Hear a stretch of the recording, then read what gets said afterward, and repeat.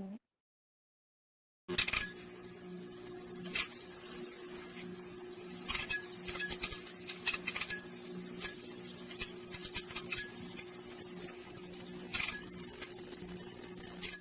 gonna do this upstairs. What's the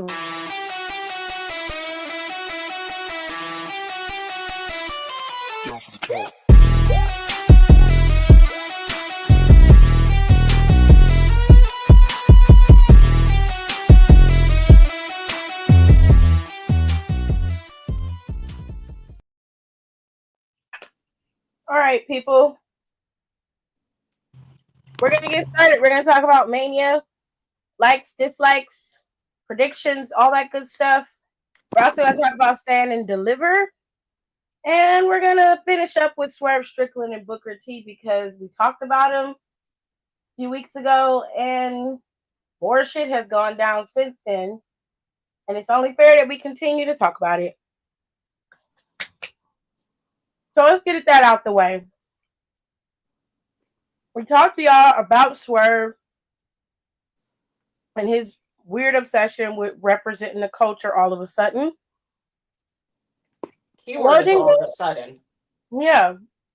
It didn't go over too well with everyone. Some people buying into Swerve bullshit, not gonna lie.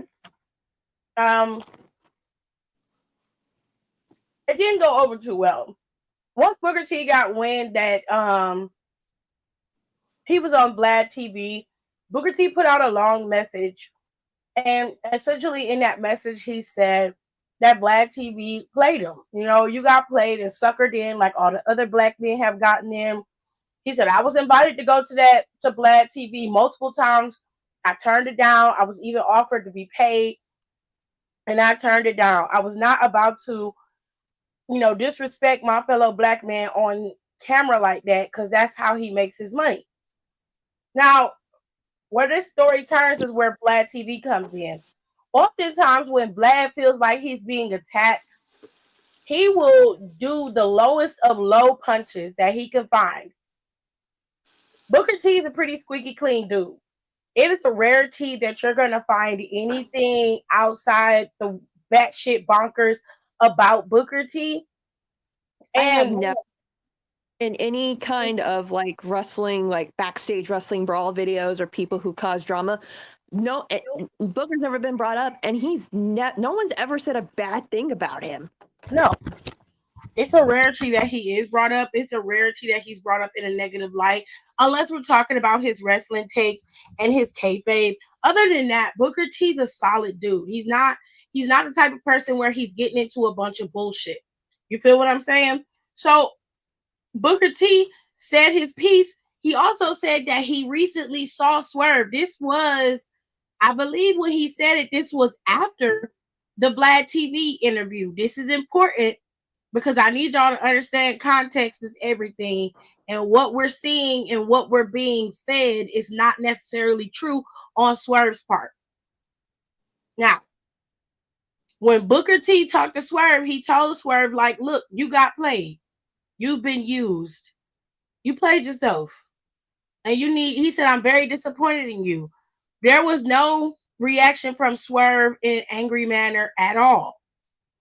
Okay? Vlad TV comes out, says Booker T's a liar, and then claims that the man be hanging out with abusers. On our podcast some years back, we did like 2 or 3 podcasts about Chasing Rants and his involvement in Teddy Hart's, I believe his name was, girlfriend, the missing girlfriend. We did a whole podcast on Jason. Among other things that did a whole podcast on Jason, talked about everything he did. So if you want to hear about that and you want to understand why this is so important, you would have to go back on the podcast and listen to it. I will put the link to those podcasts in the description once we're done. So in the playback, y'all should be able to see that those links in the podcast, and you'll have to go to Spotify to listen to those because we don't have those over here on YouTube. With that being said, Chasing Rants has been accused of essaying younger girls. Okay, He also runs a wrestling school where young people go. And a lot of people are very much against Chase and Rance having this school and having younger people there. Only problem is the parents are the ones who are advocating for these kids to be there. So, which is on the parent. Okay. I'm not taking up for Chasing. I'm just saying he's not going out and like stealing the children and bringing them to the school. Their parents are paying for them to be there. Hard-earned money paying to be there. Exactly. So it is on the parents to protect their children from somebody who has that type of background. He claims that he reformed, that he made a mistake. He's never going to do it again. However, statistics are not on his side with that. And I don't believe in all the time that he has been out that he has not done it again. I don't believe it. It just blows my mind as a mom myself. If I even gotta, like, I have to meet my kids' friends' parents before, like, come over, have dinner, let's talk, let's get to know each other, blah, blah, blah, blah. But, like, I could not, in good graces, put my child with somebody who has, I mean, the police records online. If y'all don't believe us, Google his name, and that's the first thing that comes up is his mugshot and the horrible crime that he did. And I just don't understand why parents, like Nicole said, want to pay hard-earned money to put their kid with somebody who has that on their record. Like, how can you sleep at night doing that shit? But they mad at the drag queens. They mad at the gays, though. Fuck the gays. They mad at the drag queens. They mad at the trans harming people. The children. But mind you, I'm going to give people a little tidbit. Do you want to know why the show To Catch a Predator got canceled? Isn't it because the host of it got in some trouble? No. He did, but for the right reasons. It was because they found one of the people that they found, the predators, was a senator. Yep. So they canceled that show. Yep. Got tied Chris Hansen in a whole bunch of legal mumbo jumbo for years. Yep, she's right.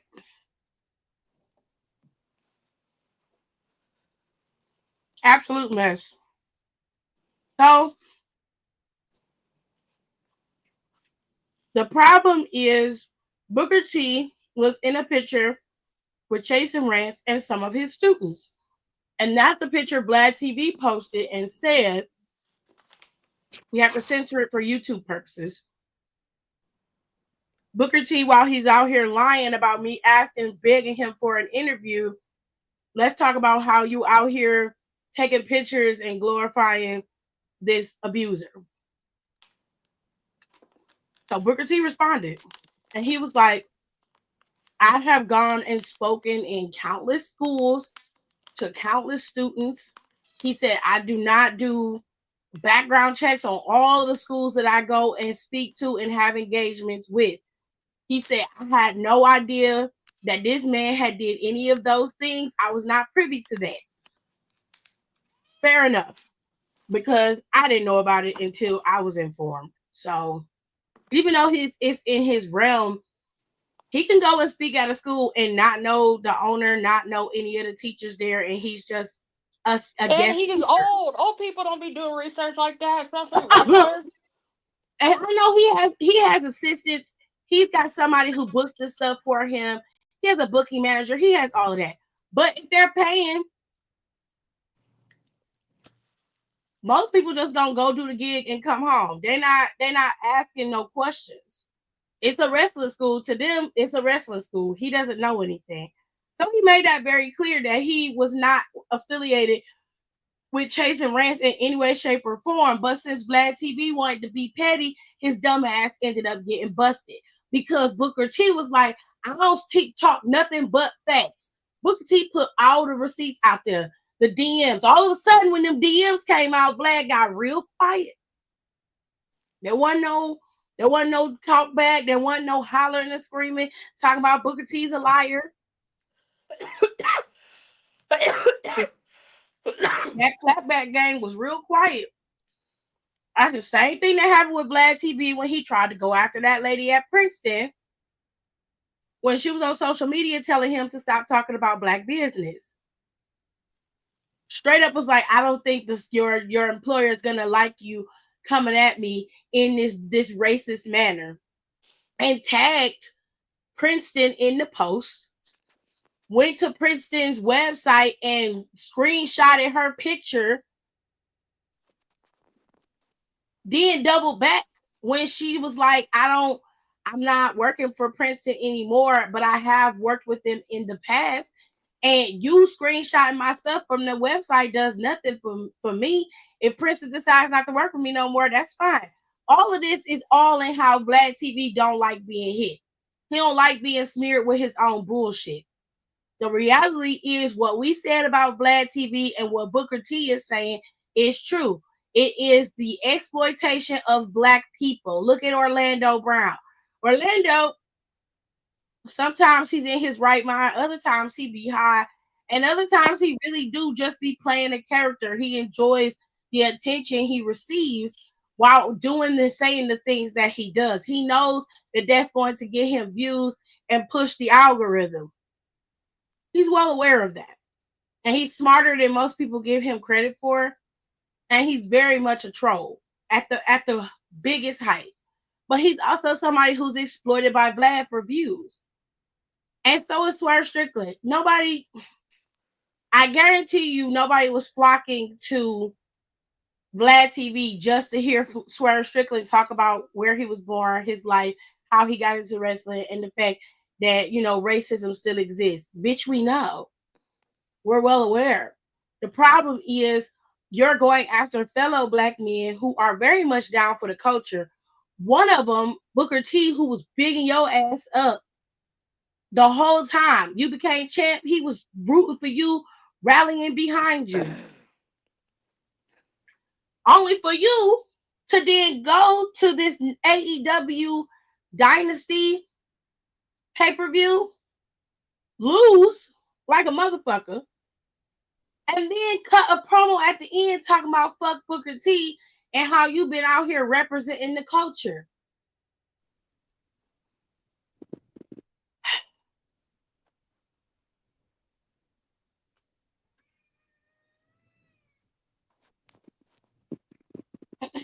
I'm just tired of him. Like I'm just over it. Like I really am. It's literally at this point it's pandering, it's using it's pandering. It's pandering Yes. because you weren't like this a few years ago. And I'm not No. saying, and then again before people like want to jump up and down, I'm not saying that obviously with like things have going on, like people have become more radicalized, ABC, whatever. I'm not saying that that can't happen. That's 100% can happen. My issue is that it's inauthentic, and there are quite a few people who are closer to the situation who have said this, that I have heard this. Especially like it's very phony. Like you weren't like this a few years ago when you were in the indies, you weren't like this. You did your thing, you were cool and stuff like that, and then all of a sudden it's like you're like this cosplaying as a rapper, cosplaying as like you got no fucking swag, you have the worst motherfucking style. It's inauthentic, just like your girl, if we want to go there. Inauthentic, fake, manufactured fucking swag is what you have. There is no soul, no substance. It is all a ruse. It's a glamour. It's And then obviously, and then you have all these fucking, no offense, Alexis, you got all these fucking like white people and these all these other fucking losers and X, Y, and Z who buy into it and can't see past the facade, but it's a facade. You got a little too comfortable in your gimmick, and like AJ said, and you think like that you're somebody. I'm not saying that you're not anybody. Obviously you have achieved great success within your life, especially within the industry. I will never take that away from someone because they worked hard to get that. What I'm saying is, stop acting like you're the fucking gatekeeper of of a subculture or the culture within the industry when that's not the case. You don't even want to be a part of it unless it's giving you You only, money. yes, you only want to be a part of it when it's convenient, because what is all of this? And then you for specifically was highlighted on something that was specifically tailor made to properly represent us within the industry. And you But said it you got loud and mad proud. because somebody you're intimidated by, because let's be real, that's what it is, got ranked higher than you, and you got in your feels about it and you got upset and blah blah blah, because you specifically said you didn't want to be referred to as a like, oh, a black wrestler, like what is that, like I'm a wrestler, and then all of a sudden you're for the culture, I'm championing for diversity. It's like, or do you really say that, or is Tony whispering that shit in your ear when you go to bed at night? No, Yeah, clap that Tito. get Because him. it's crazy. That was, it's like what is going on here? Like a What switch is flip all of a actually sudden. going on? And it pisses me off because I don't like that. I don't like people playing with my fucking people. Me either. And he's still a part of our people. But fair is fair and right And is that's right, what makes nigga. me, and I want to move out on from him because this is really starting to piss me off. I don't like it because he has spat in the face, done grimy, dirty shit to people that I fuck with, Yep. Mhm. Yep. but they're nice, and I'm not going to say because that's not my place. But there is so much, and I'm not saying that I even know everything. I just know bits and pieces of here or there, because again, I'm not privy to a lot of that stuff from like different people, because to me, I'm not within the business like that yet, so I don't need to know everything. It's Facts. not my Right. place. But what I do know, doesn't look so good, guy. Doesn't Nope. look so good. So my advice is to maybe go to church, Mm, Oh, maybe go on retreat, find yourself, like actually yes. find yourself, like find yourself as a person and stop No, dead cosplaying. ass. And no, I'm being real, and I'm like, That's this for sounds fun, real. like I'm like joking, but I'm being like dead ass serious. Like No, you for real. legitimately need to find yourself. No, because you've become your persona. And I feel like you lost yourself. Yes. And I I for one can spot a poser a mile away. And the culture is not defined by one particular trait or trope. That's not how it works. But you cannot in double talk me. You can't say in one breath that this is how you want to be seen. And then when you are seen the way you're requesting, decide that that no longer serves you. So maybe if I go, if I go for the culture, I can bolster myself in my career. Yeah, you can, but you could also just be yourself and be authentic, be 100% real, and the culture will back you no matter what. You have the mm, skill. It's not like you're a bad wrestler. You're a You're just, phenomenal wrestler. you're not a bad wrestler at all. You just have this arrogance. And I don't understand why you seem to believe that you are the representation of the culture in wrestling when there are countless people ahead of you. When I say countless, I mean countless. And I ain't even Okay. trying to be shitty, and not even ahead of you, just like within your spirit, because I don't feel like anyone, like any of us, should feel anyone's above each other, because I feel like there has to be so many different of us to make this work. It's the fact that he's alienating. He'll That's exactly. position himself to be the one. And I'm Yes. just like, you're not. You're not. It's not even that. And that's not how it works either. Like It's just like it's an you're not. effort. It's a team effort. You're not the one. I'm not. I'm gonna tell you the truth. You're not the one because you ain't got the stones to do it. You don't have it. You're a pretender. You want to come off like you hard, but a man get in your face and tell you wrong, and you don't stand up for yourself. You don't say nothing, but you wait till you get on TV. Why? Because you protect it. Because he not there. That's the bitch nigga shit right there. And you have been known to do some shit like that. And you gonna fuck around and you gonna ruin your career and you ain't even really got started yet. And that's gonna be on you because of your behavior. You seem to believe that somehow because you've been the world champion and you've gotten to the top in this company, that's gonna be your safety net. Because the fans cheer for you when you go out there because everybody's on your side and everybody's on who Swerve. It's in Swerve's house, right? But you don't even understand that when the camera stop, when y'all go behind that fucking curtain, the real world goes back to spinning, bitch. And you cannot operate like you're Swerve Strickland when you're standing in front of Booker T. When you're standing in front of AJ Francis, you gotta operate like you. You need to learn how to separate church and state because you're gonna fuck around and get your ass whooped. I'm telling you.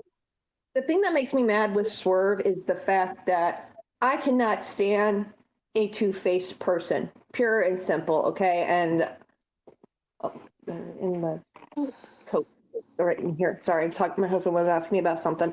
I can't stand a two-faced person. The fact that Booker T is an old head. Okay, I know this is going to be weird saying this is the white girl of the show, but he paved the way for a lot of wrestlers to get where they're at, because I will dunk on this man for his character being corny and some of the hot takes that he has.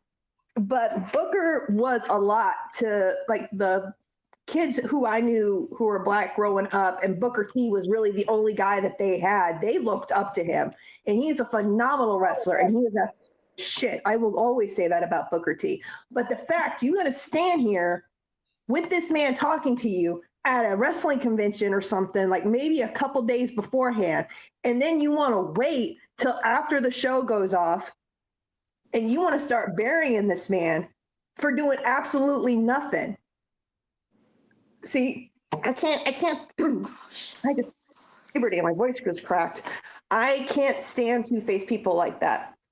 And the fact that the way that he behaves and that he thinks that we should all bow down to him like he's God's gift to wrestling. We have seen this so many times as wrestlers, as people, not as gimmicks, not as characters. He is not humbled. He needs to be humbled. And what you guys said last time we talked about this, the fact that, when it's getting to when we're seeing it online where wrestlers from other companies are congratulating people titles in other companies. But when Swerve won that title, you didn't see anybody congratulating him. You didn't see Hit Row out there congratulating him at all. And then he wants to go on this show and he wants to even dig his hole even more. And it's just like, what are you so upset about?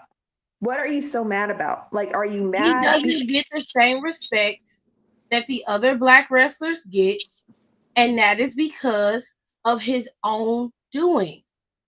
And that's he is not talked about, and that's where this online discourse came from when it came to him being world champion in AEW, and nobody really cared. And they was just like, well, WWE ain't got nothing going on. That's why Triple H's the racist. That's how that all got started.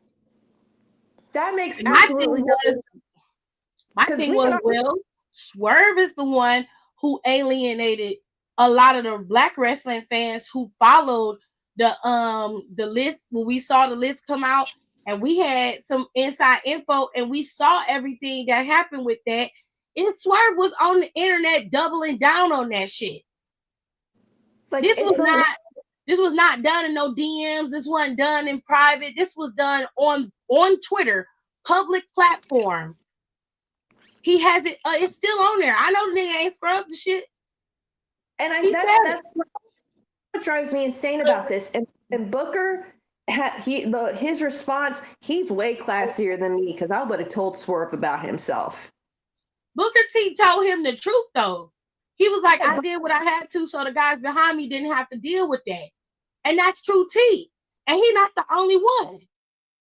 And he is not the only one because Teddy Long been talking about it for years, how Ric Flair was out there calling them the N-word and everything else. I mean, like, I don't understand it. It's just like it's his feelings hurt because he was number 2 on the list. If it was that big of a deal, he shouldn't have been even, fine. You don't even have to be on the list next year. It's like I can't comprehend the fact that this man is out here in a time where wrestlers are being supposed to act like this, and the fact that they want to start this thing up where it's like, oh, well, WWE Triple. Well, that's about as stupid as the 3 of us sitting here saying that he's sexist toward the women because the women have been booked like really weird lately. Well, but you don't see us saying like, oh, Triple H doesn't respect women, he hates women, he's a sexist, he's misogynistic. Like, that's so dumb. And I'm really hoping, because as word on the street is, Swerve got injured at Dynamite. I didn't know that. I don't know, because when it comes to injuries, I always wait for the wrestlers themselves to come out and say it, because it could be kayfabe or whatever. Mm-hmm. But from what I'm seeing, he is injured the whole time, and this is probably going to come back to bite me in the ass for saying this. I just remember Tiff going, never pray for another man's downfall, because your downfall will happen sooner than later. And if he really is injured, here's your karma. Like, I don't get it. Again. You know what, Alexis, you really not going to understand it, because it's not about it. I'll put it to you this way. It's not about him wanting to be on this blacklist. It wasn't about the list. It was the fact that he was below somebody who he knows has surpassed him. That's the problem. He was mad that this guy was on there, and at that time he had a better ride in NXT than he did.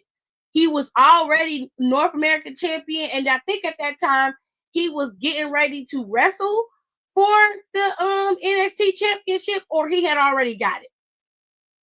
And this was all within that year. Like, all of that flowed together. Okay. So it wasn't that he was on the list. He was jealous of him being below somebody who was better than him. And he was better than him. He still is. The reason why is because he's a better persona. Swerve don't have the chops to really have a true persona. He doesn't have one. So he got this. He got this. To be honest with you. Because he makes it seem as though, well, it had to be WWE's fault as to why things didn't go the way it go. But here's the thing. Here's where the logic come into play, right? If you really had a problem, right, with the way Booker T was treated and how he got called the N-word on national TV, would you have gone and worked for WWE after that? Hell no. Yeah, that's what I thought. So it really had nothing to do with that. You was just trying to make yourself look like a martyr, which it's backfiring. Nobody cares. Now, everybody was trying to say that AEW made a mistake by not putting the title back on Swerve. I disagree. I have some, I might have something in on that as to why this title is not, why they're putting that raggedy fucking shit on Darby Allin. I could smell it a mile away. Yeah, isn't he still climbing that mountain though? Did he finish? No, he hasn't gone. I think he goes soon. Like, very soon, actually. This stupid emo self-ending lamer, trying to get us honest here. is planning to go to Mount Everest and climb it. Meanwhile, they're letting Mox do absolutely nothing with this title. And the plan is once Darby comes back and he's medically cleared, they're going to put that title on Or him. not dead, because it's Mount Everest. You could Which die on Mount Everest.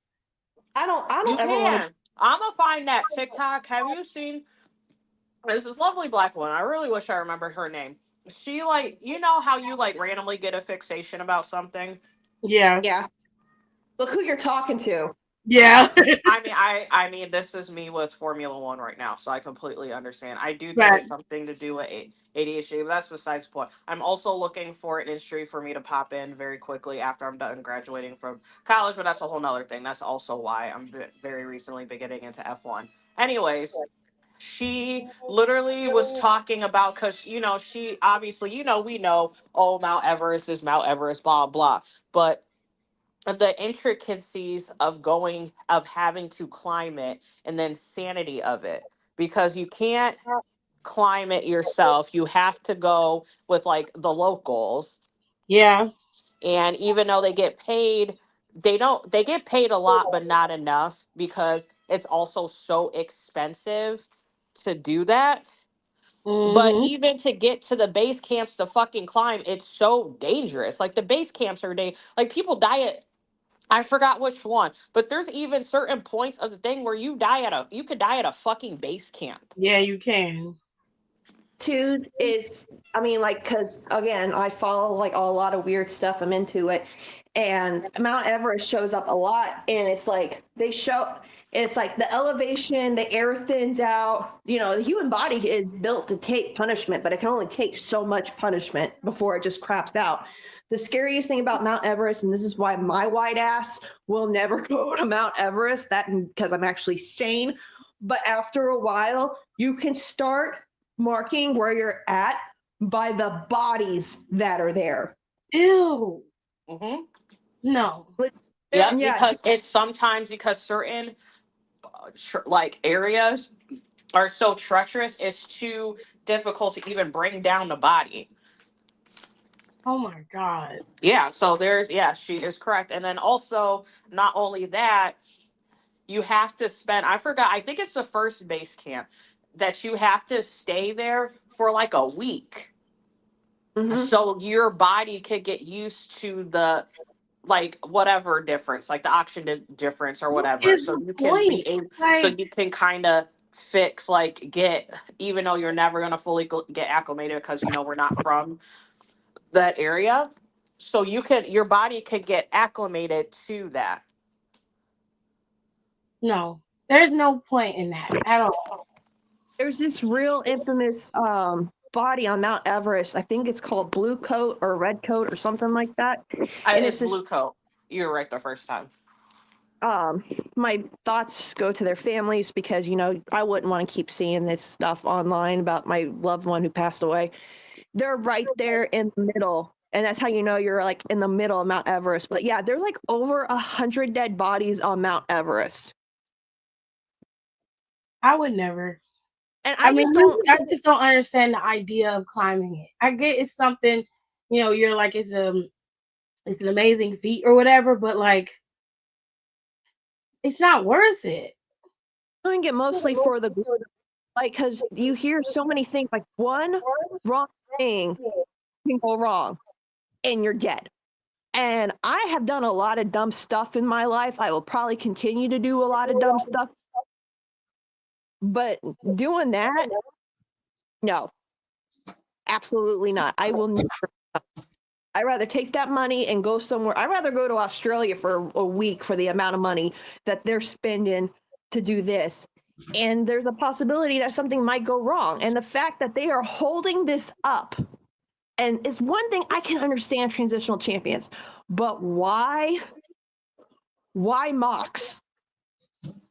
I don't know, but they could have put that title on anybody by now, honestly, and Darby Allin could still come back and be champion. I don't understand why they have to keep this Death Rider shit going. Honestly, they could put that shit on Joe. They could put it back on Samoa Joe. He's there now. He's going up against them. Like, Put it back on Samoa Joe. I don't Let even him like do that it. motherfucker. They could put it on Will Ospreay. They could. Honestly, they should. That And yeah. oh my god, I can't believe I'm saying this. They low key should, No, they to could be have put honest. Mark Briscoe for all I give a crap. But like, why? No, that's kind of. I Okay, love but Mark, you but get what I'm that's saying. kind of But they pushing could it. put it on anybody. If you're saying Will Ospreay, that's saying something. But it's like the But fact he's that over and he's eh, doing shit. And how he's progressing, it makes sense. Like, what are we doing here? Like, and this is literally. just a segue out of Swerve because I know Nicole don't want to talk about him anymore. And honestly, like just as a wrestling fan, seeing him being so disrespectful to an old head like Booker T, that just shows that he does not have the maturity to be in wrestling because it'd be one thing if Booker told him about himself in his face and then he's like, well, you know what? Fuck you. I'm going to jump online and try to expose you or whatever. But you're barking up the wrong guy. Booker T is actually very well loved anywhere in wrestling. And the And fact it's that you're not even low key that, is that the fact that he was low vibrational enough to allow Vlad to fucking trip him up like that. He was a That fan. He said, "Oh, I've been a fan of yours for years. I be on the road and I sit and watch all your videos." right, okay. I was like, "Who just sits and watches Vlad TV? Like most people would just watch a clip, you know?" I have never in my life watched. I think the only interview I watched, and I think because it came out during COVID, that I watched fully was like that one Aries Spears one. Mm. I think that's like and I don't even know, and I don't even know how I watched that. I watched one Vlad TV interview, and it was from Corinne Stephens. When I was on TikTok a couple of years ago, I think in like 2020, when it really we had nothing else better to do and everyone was on TikTok, I saw like his clips that someone put on there, and like I didn't like how he was handling his guests. And I mean, we're not professionals by any means necessary. I'm not trying to say we are, but like from what I've gotten about this guy, the clips that I have seen from Vlad TV, he seems to want to operate just in the messiness alone. And as a interviewer or podcaster or whatever he wants to call himself, he does not handle it well. And the fact that he was so easily able to get Swerve to trash people and then Booker T real classy, and he brought receipts and everything. But not only that, you had AJ Francis crashing out going, let me get my text, I'm going to show you guys. I'm like, oh damn. Like, it's a mess, everything is mess over there. Swerve, I don't know, I hopefully if he's injured for real, I hope it's nothing serious. I don't want to wish that on anybody, but like a wise woman once told me, pray for someone's downfall, you're going to get yours quicker than they're going to get theirs. I mean, I'll say this and we can move on. I just need him to be real. That's it. I don't mind you portraying who you portray. Portray yourself however you portray yourself on TV, but to then pretend or then portray yourself in that same manner in real life and act as if this is who you are. When you buck, somebody else is gonna buck against you. You're gonna come up against somebody who's gonna knock you on your ass. I'm warning you to stop doing that. Be your realest, authentic self. Stop sitting in these interviews, acting a damn fool, talking out the side of your neck about shit you don't know what you're talking about. And this culture thing is becoming really, really repetitive, and I don't like it because I see Bianca and Montez representing the culture every day, but they're not using it as a means to bolster themselves because they are a part of the culture and they represent it well, just being who they are. I mean, look at Anthony Bowens. That is a black gay man wrestling on TV. You don't think he has targets on his back all the time? Like, he's Yeah, out but there. he also represents multiple cultures very well. Shout And out to Anthony Bowens. he's not using no tropes and no bullshit to try to get himself over because he doesn't have to. Because you know And why? Because he knows himself. He knows That's what I'm himself. saying. He knows himself. He believes in what he's doing. The same thing goes for Bobby Lashley, for Shelton Benjamin. The Why do you same think thing. Hurt Business or I don't care. I'm gonna call y'all Hurt Business right now. Why do you think that works so well? Because it's Nintendo authentic. like that. So the fact she's saying he's better representation than you are, that's I words have right there. never, and I will keep saying that till the day I die. Just because I'm not a fan of Lashley doesn't mean I don't respect what the man brings to the table. He's a great athlete. He is beyond gifted. And I've always said that. I don't mind his matches, they're entertaining. He just bores me as a character. He bores me. And I just don't care for him. But he's not bad. MVP not bad either, but sometimes he get on my damn nerves. So I'm just like, I don't give a shit about what y'all doing, but I respect it because y'all are showing that y'all can be black men, you're dressed well, and you're out there doing what you feel is best representation for your characters. That's all that matters to me. I don't need you to work and do nothing that applies to me because I'm not the audience you targeted. It's not for Right. me. It's for the And other people who enjoy your brand of wrestling, and that is 100% okay. I got you. but let's look at the flip side too. You got black women wrestlers like Willow Nightingale out there. You know how many times I've been on Instagram and I see little girls watching Willow Nightingale and they're like, oh, she's so cool because she's dominant. She's not trying to play a character. She's just her. She's happy, but when it's time for her to do work, she puts in the work. Like, and Her she's Athena, Athena is a version of herself, nerdy and all, and she enjoys being who she is. I don't require you to be nothing more than what you can present. As long as you do it to the best of your ability, I don't need anything else from you. But I can smile, I can spot a fraud a mile away. And then I don't care who is listening and how y'all feel about it, but y'all favorite superhero is a fraud. Athena. I know I've said some shit about you, girl, but if you ever want to play D&D, hit me up. And when it comes down to it and he finally get blasted, because he's gonna do it again to It's gonna somebody happen else. eventually. And when he finally get blasted, everybody start to see what we've been saying. I'm gonna just sit here. I'm like, I told you. I better prepare yourselves because it's coming. Okay. I just want you to understand that. Our streak with that is how many times have we been right in the last A lot. Yeah, we've been right a lot. Y'all, we got swerve ass out the way. Good luck to you. If you injured, I don't want you to be injured. Good luck to you. I hope you come back healthy and strong and you can do whatever it is they got set up for you to do. That's all I can say today. Now, I do quick shout out to somebody real quick because we haven't really talked about him yet before we move on. who's that? Shout out to Chris Bay for everything. If y'all have seen the clips, because we didn't mention this a couple weeks ago, they were doing indie promotion was doing a benefit for him. Yes. He came out and he was walking. Man got a standing ovation, and yeah, I love Chris Bay. So I kind of feel bad that we didn't say anything about it, but just to see him walking again, I cried, man. Like, so be like Chris Bay is all I'm saying.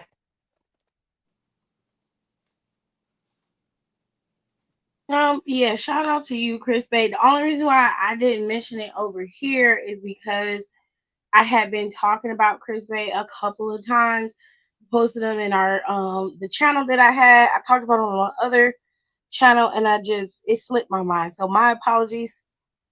But I'm glad that you're doing okay. You're getting better, and I hope you continue to get better every day. That's right. Now, let's get This into shrinkage the is myths. fucking insane. We're gonna get into this mess that is WrestleMania. Jesus. God. Someone else that's a fucking mess.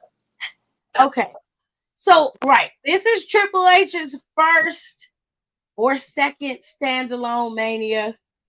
This is his This is second. second. That one, that Hollywood one don't count because that was Yeah, it don't Vince count. was in a lot of that. The Philly So one was his first one. Yes. This is his second one. And there are some problems with the way he books his matches. So let's just look at the card as it is right now. So the first thing, there's a monkey wrench being thrown in here with Kevin Owens being injured. Again, all I want for Kevin Owens is to be healthy. I don't care if he can come back and wrestle or not. I just want him to be able to be healthy. That is it. So as long as he has the surgery and is successful and he comes out unscathed and he can start rehabbing for his health, I am happy and I'm just glad the man is alive and still living with his family. That is it. If he can come back to wrestle, that's a bonus. Okay? So shout out to you, Kevin. Good luck on the surgery and everything. And I hope you come back healthy. That's it. Just healthy. I don't need you to wrestle. I just need you to be okay. that's right. It's wrestling is secondary right now. Right. We So love Randy you, and Kevin's match got canceled. What would you try to say, Alexis? I was just saying, love you, Murder Bear. And I want everything to be going good for him. And what the fuck are you even feeding your son? Jesus Lord. Yeah, okay, yeah. Can we talk about that for a second? Because what is up with that? That's crazy. Why is he that That's a big? crazy That segue. motherfucker is 12 years old and 6'7". Put him in the NBA. He's 12? Hold on. No, Wait. I'm exaggerating. He's like I was about 16, to 17. say, He's is still he too tall. 16? feeding that boy. Damn. He's He's like big. 16, 17. I need him to play for the Suns because apparently they need some help because they fucking up. Oh, a Hell lot of no. them right now. Why? Like, no, the Suns are fucking up because why are they out of the playoffs already? That's No, crazy. dead ass. Didn't they raising get the put out by Lakers? The Lakers Yes, did it? go send his ass to the Phoenix Suns. Kevin, I know you got a lot going on. Once you are out of surgery and stuff, you and your wife got to have a conversation.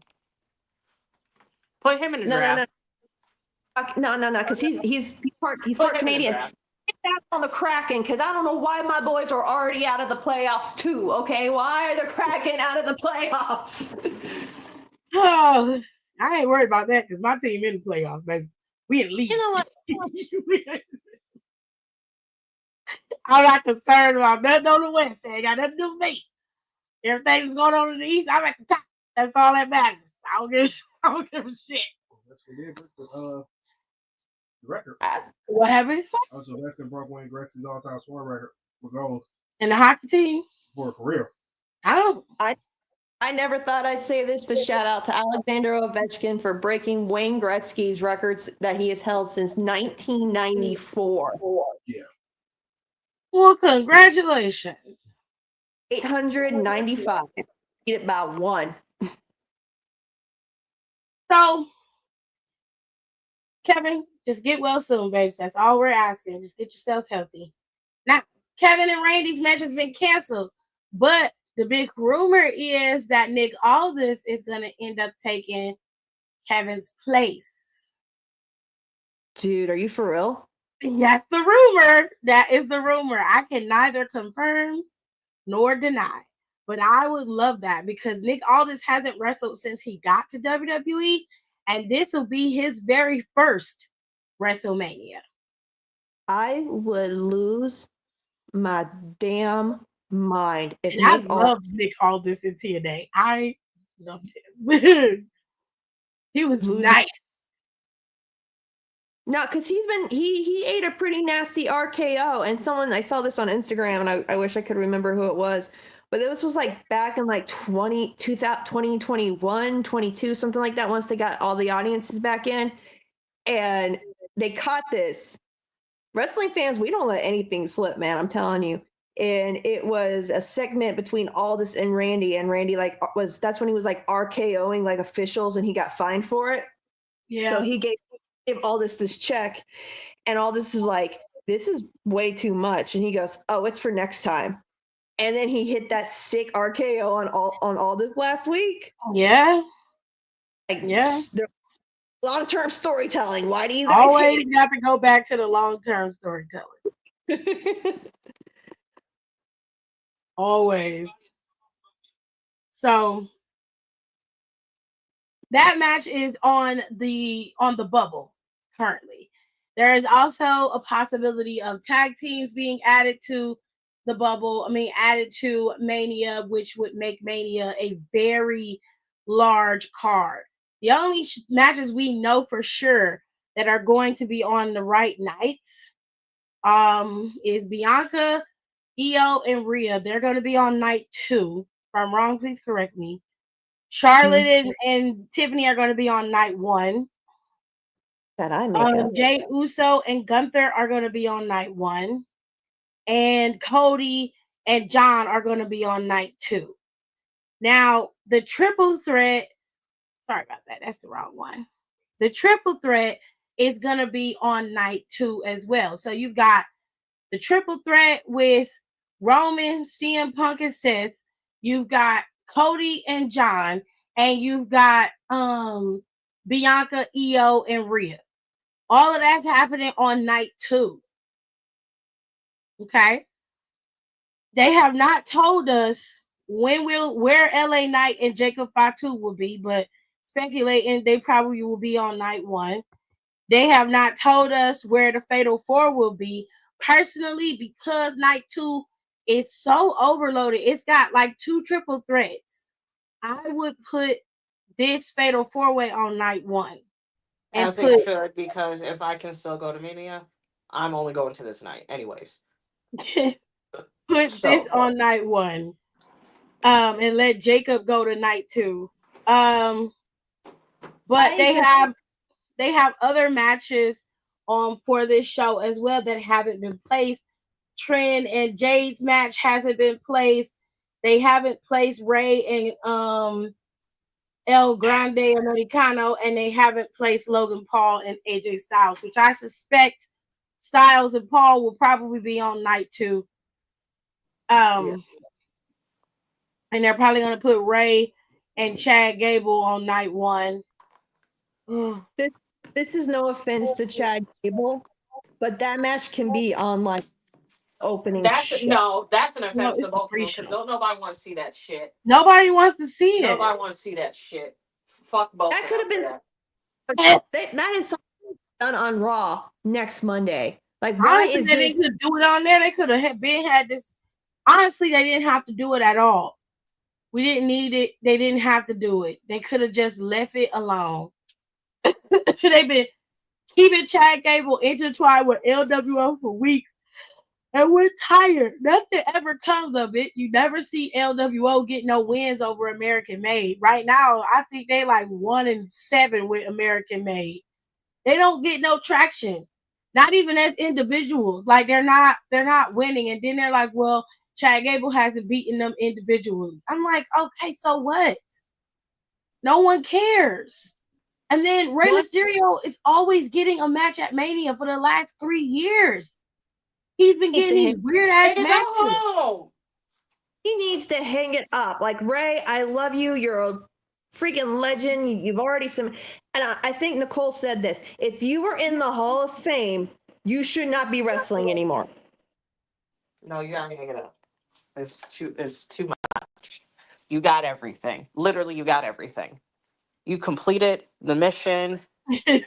You can clock out. Why are you working? Why are you clocked in still, Ray? He's done the side quests. He's done the main mission. He's gotten all the collectibles, everything. But like the one match that this is gonna probably sound stupid. He is so past beyond the game. He is redoing side missions. How are you redoing a side mission? Well, it's very easily because you're trying to level up, but you can't level up if you're already at max hit points. Sorry, that's a Dungeons and Dragons reference for all you nerds out there. But like the one match that I'm probably going to get emotional over this, LA Knight versus Jacob Fatu on a WWE stage as big as WrestleMania. I am going to cry because the fact that we have, like, since we've started this podcast, Nicole probably knew him longer than us, but seeing LA Knight and Jacob Fatu, where they've come from and how hard they have worked, and they're getting a championship match at WrestleMania. I am so fucking proud of these two grown men who I call my babies for some reason. Like,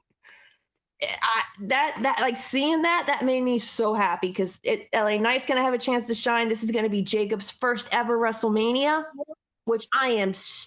Look at that card right there. That's enough to make I a love grown that woman one. cry. That's a good one because a lot of them are stinky, but Yeah. that's a good one. Yeah. I'm so Honestly, I feel like there might be one that's a little bit better, but off the dome right now, this is the I best really like looking this one. one. I like the way it looks. It's not doing too much. You know what it's about. It's not overexerting itself. It is speaking for itself. That's It all is. we need. We'll end up getting to one that's a mess because there's one that's a mess, which is on par with the feud. So let's start with this the non-title bouts. Let's start with the non-titles, and then well, you know what? Let's double back. Let's start with Stand and Deliver. Stand and Deliver is not fully booked either.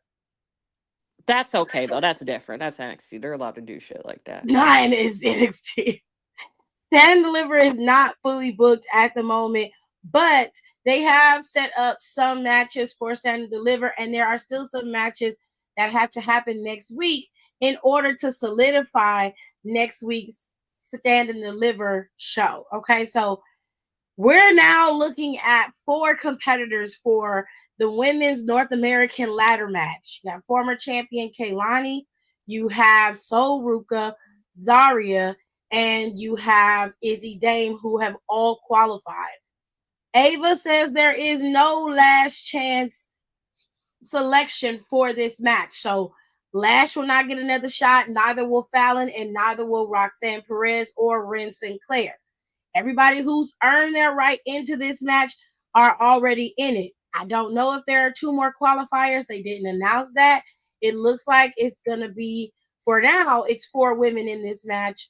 I would have stretched it to 6 just to give it a little bit more room. But How many people was in that one NXT North there were American 6 in match? that qualifier. That was a good one. That was the one, Wesley. That was so good. Yeah. And it was also so good because we were so, and it was a good shock. Like everyone was so genuinely shocked Yeah. that he won. That was Yeah. such a nice moment. Mm-hmm.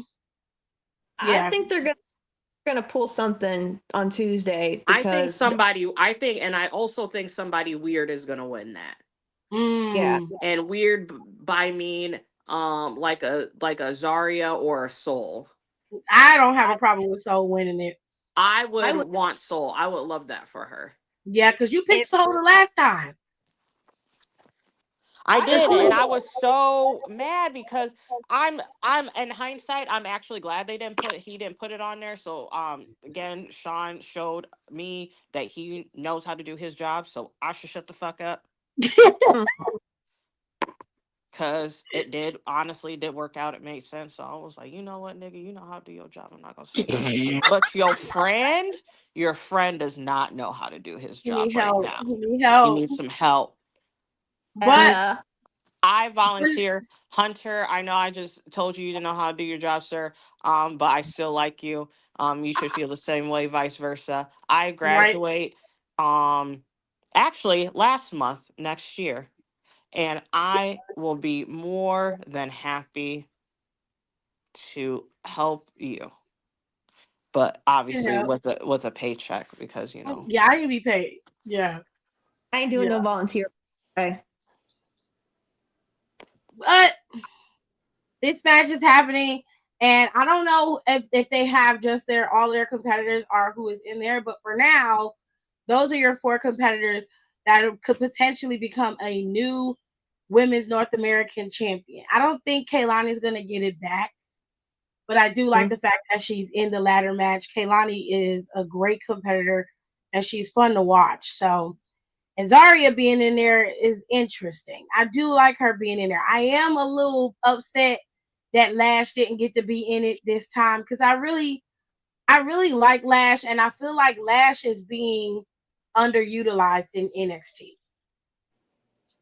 And I'm kind of upset I feel like they Tatum's should be not. pushing her over Jada Parker in this NXT women's title scene, but I'll get to that in a second.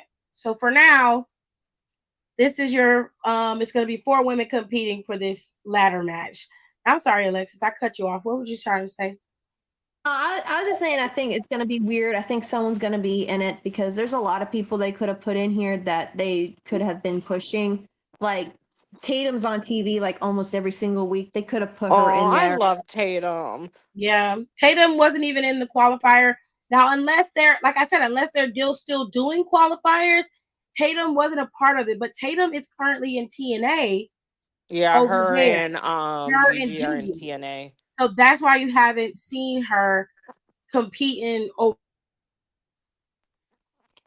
You know, that works for me. Like, hey Tony, I know you're probably listening because you hate listen to everybody who doesn't kiss your ass. Okay, But when you do a crossover with somebody, that's how you're supposed to do it.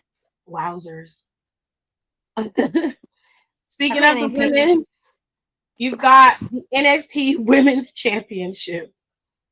Stephanie is facing off against her former rival and friend Julia, Jordan Grace, and Jada Parker. Now, Words about this one. I have words about this one. I think something sneaky is gonna happen. yeah, but I don't I low think key think Jada Parker's gonna win. that's crazy. She better not. I low I key think Jada Parker's gonna win. I just want Mm, to know. She got no, because you know what? Jada kind of got on herself because she started going after Jordan, and Jordan's minding her own damn business, and she's not even. She's like hell bent on going after Jordan Grace. And as much as I love Julia and Stephanie, don't get me wrong, I'm kind of more focused on Jada and Jordan, especially after Jordan just yeeted that guy like he weighed like absolutely nothing over the ring the other week.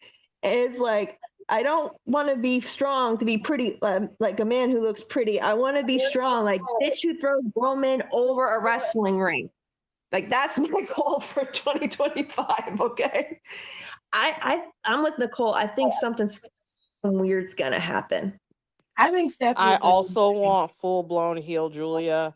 I would be so happy. You don't know, no one will understand how happy that would make me. She seemed to be a heel. She put her foot on Stephanie's head Tuesday. Put her foot right on that lady's head and held that title up. You know how fucking nefarious Julia is when she's a heel. I need to find this clip. But I forgot who she was facing, but she was it's like a little bit ago. And and also this is when she had short hair. Short hair Julia was a fucking demon. She was crazy.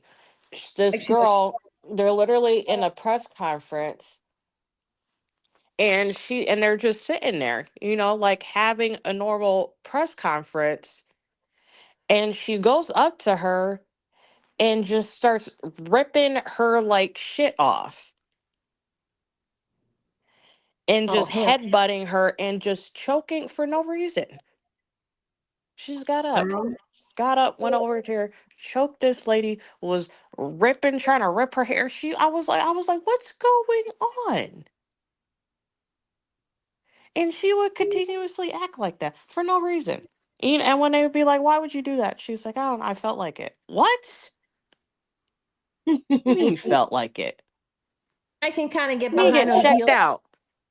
I I can think get behind. I think either Stephanie's gonna retain or Julia's gonna get it back. I don't think that Jada's gonna get the title. Something about that match smells nasty to me. And not in a bad way, but something stinks about it.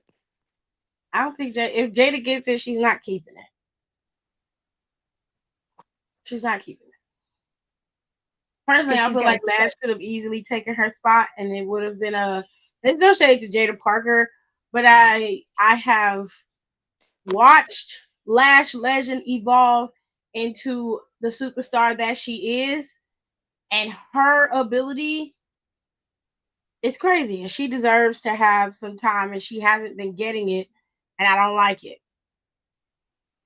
As But much as I love Jordan, she does not get that title right off the bat. I mean, she officially just got there at Royal Rumble, so maybe give it to like maybe next year. Have this match, split them up, and have her and Jada have a really good feud for a while. Like that could be a big feud during the summer, and then once summer ends, they can end it then and there. But I'm with Nicole. I think something weird's going to happen in this match.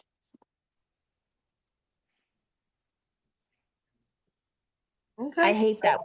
Know something weird's going to happen, but we don't know what's going to happen. Like, God damn you, Sean. Why are you so good at this? last match that they have booked currently, the triple threat between the men. And not only is Mania heavy on the multi-person matches, so is NXT. It seems to The be quite one, but cool. actually, but for real, the one they make sense though. So that's the difference. True. Like there was some, except for Jada Parker. I mean, I feel like Jada Parker low key doesn't need to be on it, but I'm all for black people being on a card, so I will take it. Um, Other than that, the three of them, like Julia and Jordan, like they've been brewing, so that makes sense. And then this definitely makes sense. We'll get to Hunters because that's, whew, man. So you got Javon, you got Oba, and you've got Trick Williams. All three of these men are at each other's throats. And I think this is where the wonkiness is going to happen. And Javon Evans is going to walk out with that title. I would cry. Really? I believe it. I can smell it. I need Sean to do this my way just once, please. Because he doesn't have to hold it long. He would be the youngest NXT champion because he's only what, 20? He's only 20. Jesus. He's 2021 tops. He's gonna be the Jesus. youngest NXT champion in history. He's gonna be the youngest black NXT champion in history because he was younger than Big E and he was younger than Carmelo, Oba, and Trick. Damn. Do it. Do it. I need Oba to put his titties away because that's like the one thing I keep focusing on in this picture. Like that man I like always had. all three of them. All three of them are attractive. Javon's a little young for me, so I don't look at him like that. But I do look at Oba Femi like that. That's a big treat. Like I looking at would Robert not Wilson. want to voice what I think about Obafemi because, like I said, I need to curate myself. Like how Alexis, after I'm going to send her, get her a good amount, a good check to digitally scrub me, Yes. and I'm being dead ass. Like I'm doing that. Like Cheap. once I have my confirmation of graduation, I am sending her money and she is scrubbing my digital footprint. And you I know don't I want was to so add more mad. work to Lexus because I know there's some nefarious things in everywhere. All I'm saying is So that they're attractive. They're attractive yes, men. blessed. I can't. I'm gonna shut my mouth. Get what you're Javon saying is a about. little young for me, but he's a handsome young man. So But you know what? that's what I'll say.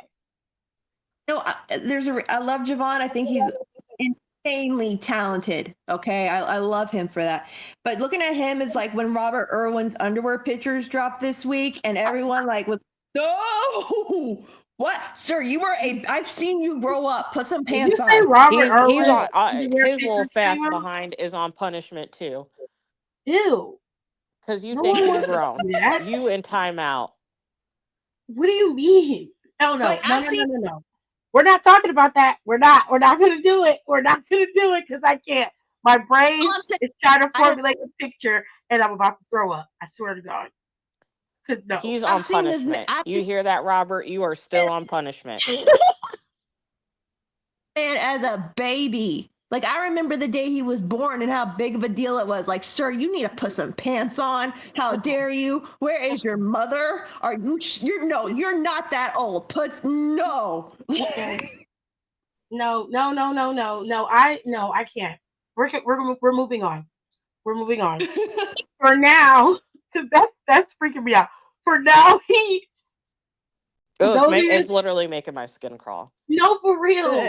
Like for now, those three are your matches heading into Stand and Deliver. There is a tag team match. The tag team gauntlet is next week, and they will determine who the number one contender is for Fraxium's titles.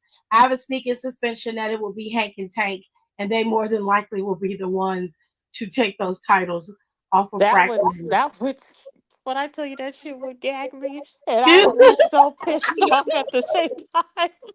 All of that shit, and I only would for you to be lose it. pissed off at the Hank same and time. Tank. Dude. And then you have the North American Championship. There's a fatal four-way. It will feature Ethan Page, Lexus King. Don't understand why Lexus King is even involved in this match. Don't ask me. I don't know. Okay. Wesley and Eddie Thorpe. Personally, I feel like you could have just did a triple threat between Ethan Page, Eddie Thorpe, and Wesley. Okay. You really didn't. You really didn't need to throw in the Beijing King. Okay. You didn't need to go have him come in there. Where's Ricky Starks? Or where's Ricky Saints? Oh, Ricky Saints is champion. So he's waiting for whoever wins, they will go up against him. More than likely, it's going to be Ethan Page. So is this going to be at Stand and Deliver, right? Yes, that is going to happen at Stand and Deliver. The triple threat or at Ricky? Ricky Saints' North American title championship is going to be the defense of it will be at Stand and Deliver. Okay, I just want to make sure he was on the card because I was going to lose it. No, Saints is on the card. His opponent just hasn't been determined yet. Okay, that's fine. That's all I was worried about. The fatal four-way is next week, and that's how they'll determine who's gonna go with him to Stand and Deliver. And I think it's gonna be Ethan Page. Remember who did this, but the clip of Ricky Saints walking the barricade and he's kissing his lips and putting him on those women's foreheads, like that needs to be a thing. And someone's like, nah, they need to start calling the front row Saints Row if he starts doing that, because you know what, let me get my ass back to Full Sail. I'll go to Orlando to go see NXT, and I'm gonna pay for a front row seat. I don't care if my husband's next to me. I don't give a shit. That's crazy. And if he does that, if they have those same barricades as Stand and Deliver, you need to faint.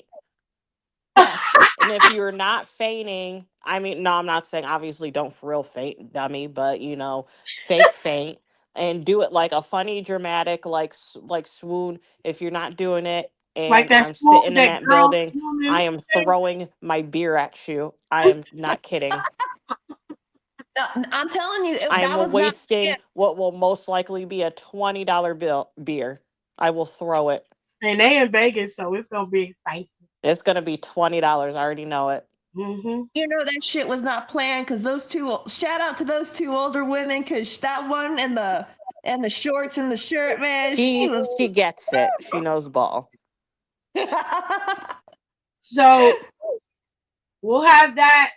And then, of course, like I said, the tag team titles will be defended at Stand and Deliver. You'll also have Ricky Saints defending his North American Championship at Stand and Deliver. Stand and Deliver will be set and ready to roll. So, we're going into Mania. We're starting off with non-title matches. AJ Styles versus Logan Paul. Let's make this very short and sweet, ladies. AJ, you better whoop his fucking ass and make sure he don't come back this time. I have a suspicion that Logan Paul's probably going to win. I think Logan Paul's going to win, and I'm sick to my stomach. Yeah. And if Logan Paul, AJ, like we said before, if Logan Paul pins you, sit that contract out, my boy. No, dead ass. Sit that contract out. I have a very I'm being for real, and low key go to AEW and take their money. I mean, yeah. Sit that contract out because fuck that. Because this is bullshit. You could have put him in that match with Braun Breaker in them. You could have put him in there and took Finn out because Finn already. Finn's loser ass don't need to be in that match. Exactly. Exactly. What's he gonna do? Cry? Like, you know what? I didn't have a problem because when they announced, they was like, Liv had went and talked to Adam and put Dom in there, and I was like, oh hell yeah, Dom deserved the title shot. But why is Finn still in there? Finn has already wrestled Braun Breaker and lost clean. multiple times. Like, what are you talking about? They had already started with Braun and AJ Styles. And I was like, okay, so they're going to have AJ Styles going up against Braun Breaker. Cool. But then they moved AJ to Logan. I'm like, what is going on here? What are you doing? You can still have the discourse in the Judgment Day just by Dom being on the card for the match alone. We'll talk about that when that match gets here. But I'm telling you, Karrion, if I know AJ's going to probably dominate this match, Karrion Kross is going to come out and cost AJ that match. And if that's the case, I agree with Nicole. Sit your ass home and ride your contract out because AJ's got nothing to prove at this point. I don't know. I don't think Karrion's going to come out there and cost him. I think this week Karrion Kross is facing off against AJ in that match, in this raggedy match with Logan. It should have Karrion in it. Yeah, he should be on the Mania card.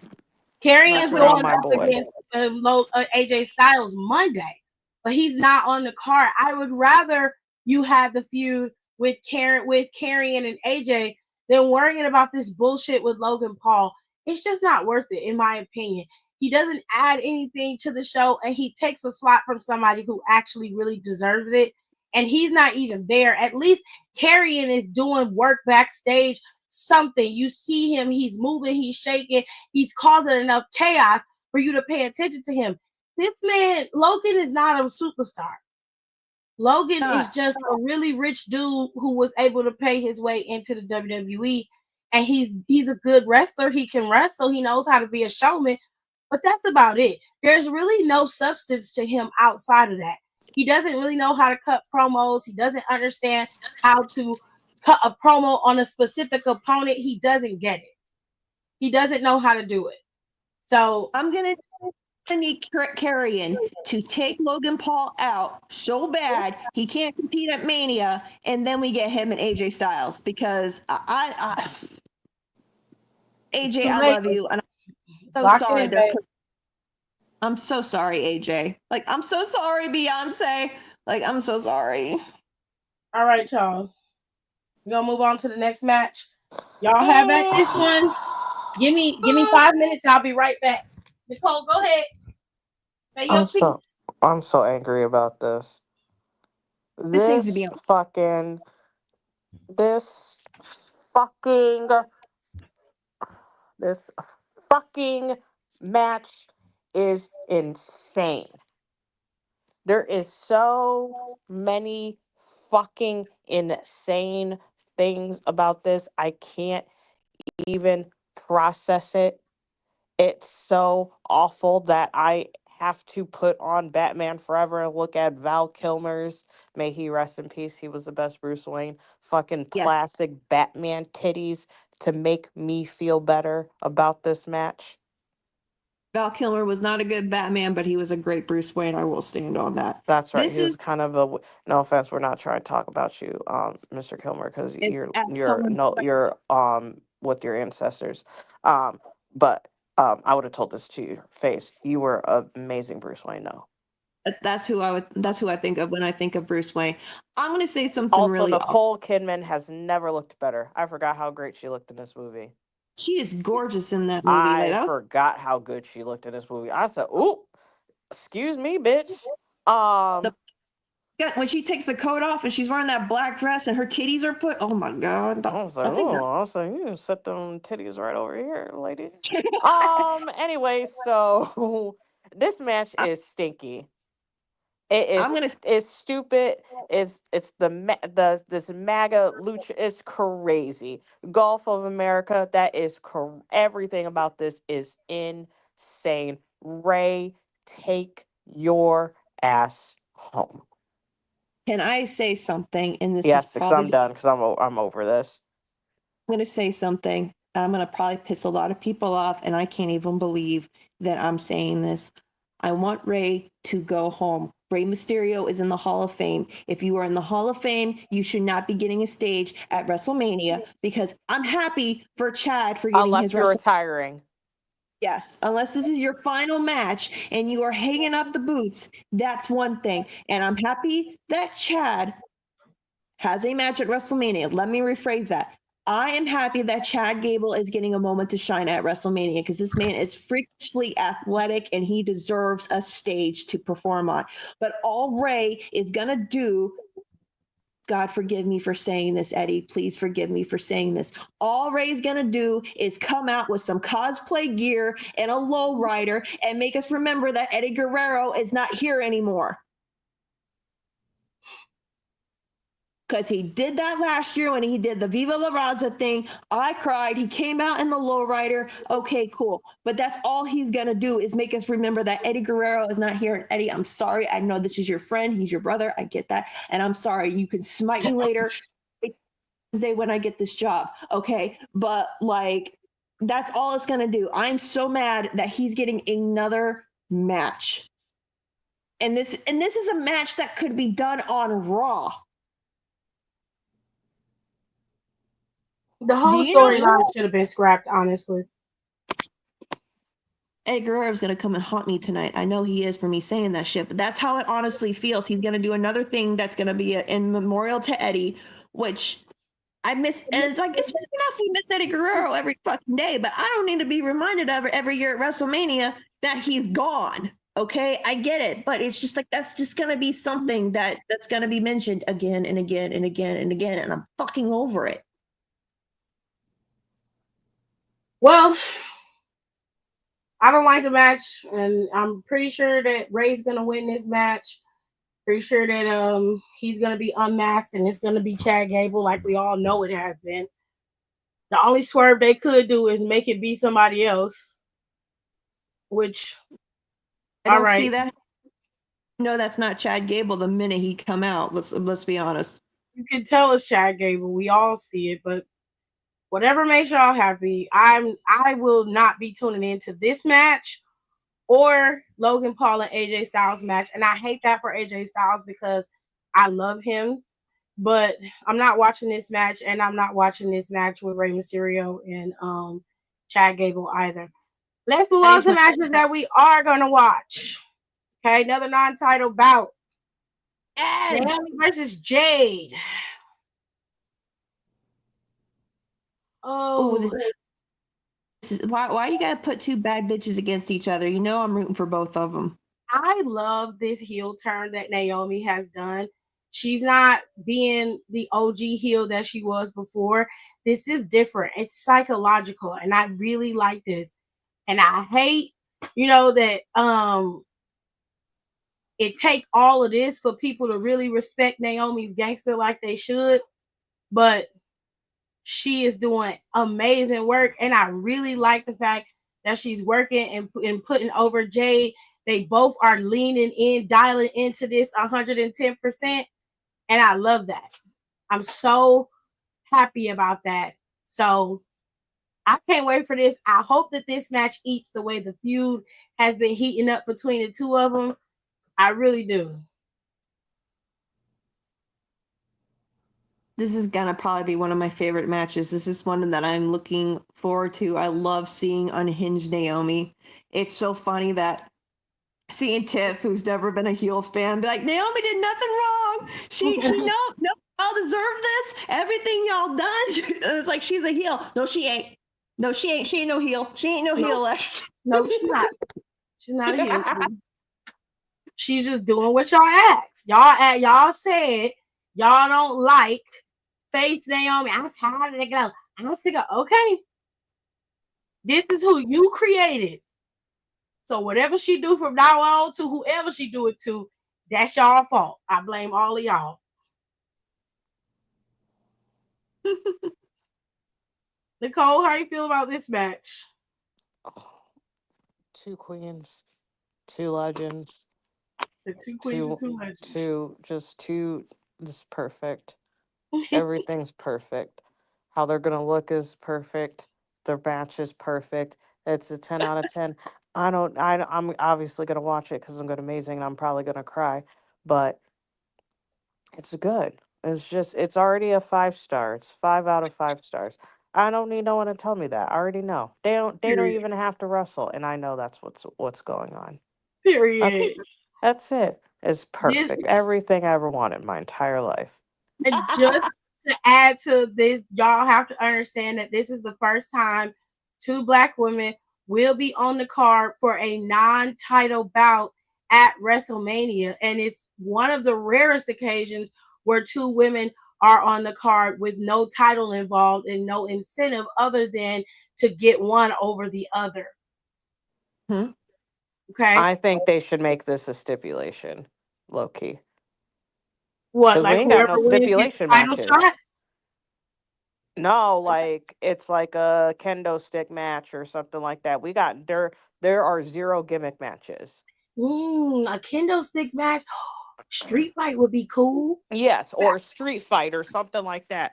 We have That not a single gimmick match on Mania Personally, card. I'd put them in a steel cage because they ain't got nothing else for them to do. get I one. think that's a little too much for I Mania like a steel steel cage cage. match. The women don't never go in the cage. I know, but I feel that's a lot going on for me. Yes, I want to. Yes, they do need some gimmick matches, but that's a little much.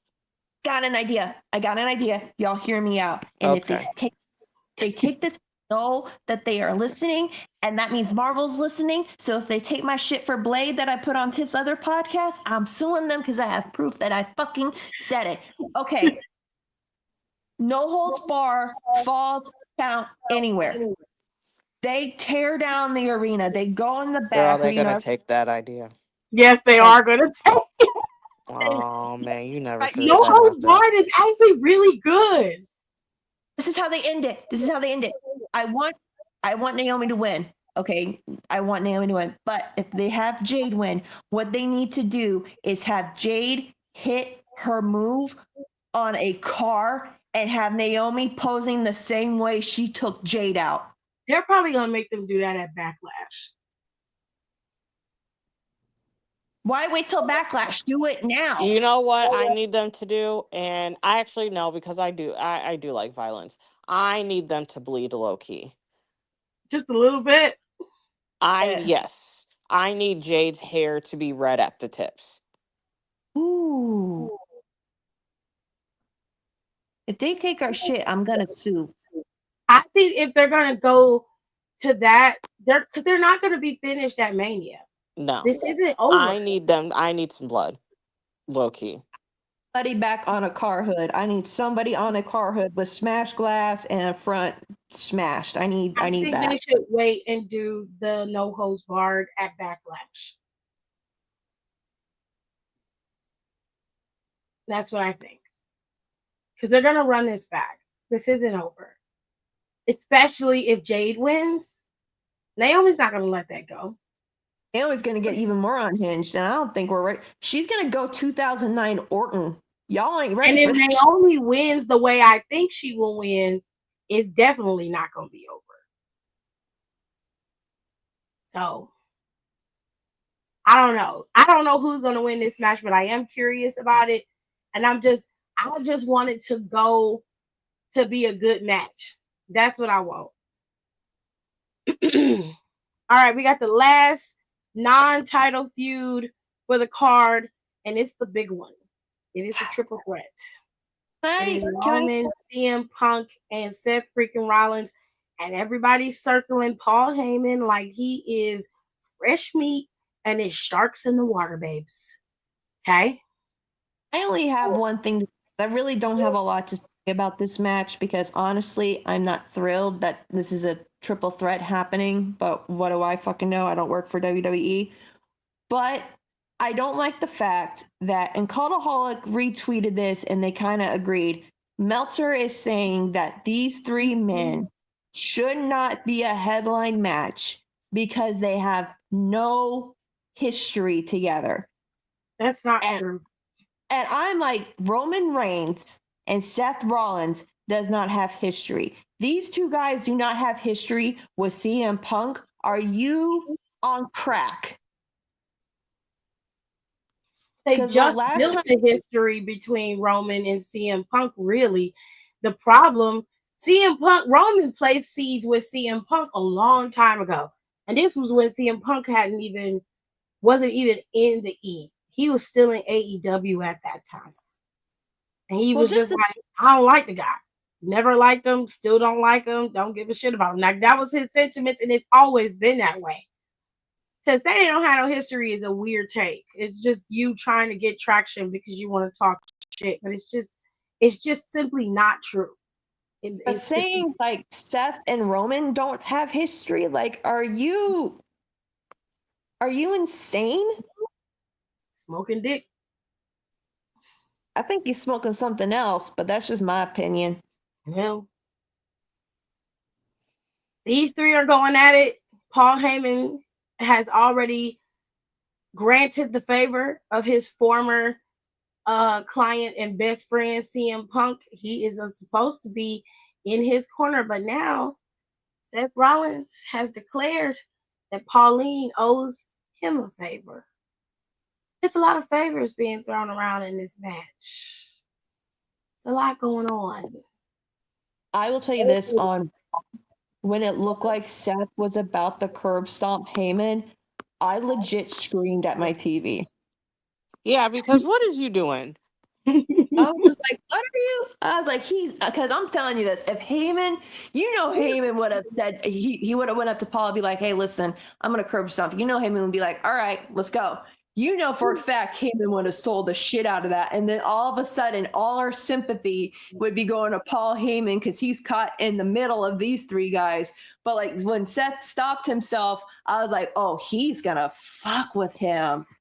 Okay, I see what he's doing. It's gonna be an interesting time. I was legit screaming at my TV. I was like, whoa, what the hell? I'm curious as to how this is going to play out. This is very, very interesting. And Seth he kind of was the forgotten person in this crew for a little while because they started to ramp things up, and the thing between Roman and CM Punk kind of took over. And then Seth was able to bring himself back to the forefront in this feud. I don't mind the fact that it's the three of them. Essentially, they're killing two birds with one stone, if we're being honest. Or three, if you care. So I don't have a problem with that. It's just you got a lot of matches that are three or more on this card. And yeah, it's making you kind of have your head spinning like, damn, like, is everybody gonna be like this? Like, it's like so many. And you're just like, okay, let's calm down on the triples and fatal four ways. Like, I know last year we was like, we ain't got no fatal four way on this match. We ain't got no triple threat on this card. Now they done put all of them. Yeah, pretty much. We was like, God damn, like calm down, Braves. Like sometimes everybody just can't be able to go. Some people just don't have to sit their ass at home, and that's all right. That's all right. We're going into the titles. The Intercontinental Championship is being contested by three competitors. Braun Breaker is your current Intercontinental Champion. He will defend his title against Penta Cero Miedo. You've got Finn Balor and none other than everybody's favorite, Dominic Mysterio. Give that sick ass spear to on Monday. I cannot remember. Carlito. Oh my, that man freaking jumped. And if Carlito ain't dead, he should be, honestly. Oh my god, he fucking the level of speed that Braun Breaker was able to get. That shit is freaky. I'm sorry. Amount of speed that this man, because you look at Braun Breaker and you don't think like he can have like a lot of like, I don't want to say cardio, but like he would be able to get that much speed. I went back and was looking at clips at him, and at one point he hit the rope so much with the speed that he gained, he actually moved the ring. And I was like, oh shit, that's a big man. Now I can understand. Okay, so help me understand this, because I've checked out on Raw for last couple of weeks because Real World got. I can understand Penta because, again, indie guy that we have loved for the longest time getting a platform stage on WrestleMania. Love that for Penta. Okay. Right. Dominic, I get because, big little man with something to prove. Why is Finn here? Well, for the last 2 weeks, Judgment Day has been attacking Penta and Braun Breaker to the point where they've been laying them both out or one of them out completely in the ring. Last week's Raw, Judgment Day closed out the show by laying out Braun Breaker and Penta. They laid them both out. And this was after, and then Finn has already competed for the championship against Braun Breaker, and he lost. So they have been getting like tag team matches against Penta and Braun. They got a match where Dom went up against Penta last week. Week before that, they had Dom going up against Braun Breaker at one point, and it was just they tagged against them, they lost, and they ended up beating them down at the end. So Finn is involved, and they done added Dominic to this. Dominic was added because of Liv. Liv went to Adam, was like, hey, Dominic Mysterio deserves an opportunity at the title. They pinned the champion last week, and it was Dom who got the pin, so you need to add him to the match. Adam said, okay, fine. Like I said earlier, the addition of Finn Balor is the only problem in this match. Finn Balor shouldn't have gotten another shot at the title because he already lost a shot at the title. It's just like with Jada Parker in NXT. Jada Parker lost her shot at the title. Whether Jordan Grace was involved or not, she lost. She should not have been anywhere near that championship right now because she's already shot her shot and she lost it. The same thing goes for Finn, but it's even worse for Finn because Finn lost clean. The interference came from his own crew, from his own people. And even still, that did not give him a win over Braun Breaker. Braun Breaker was able to beat him, and Finn lost. So he shouldn't be nowhere near this match.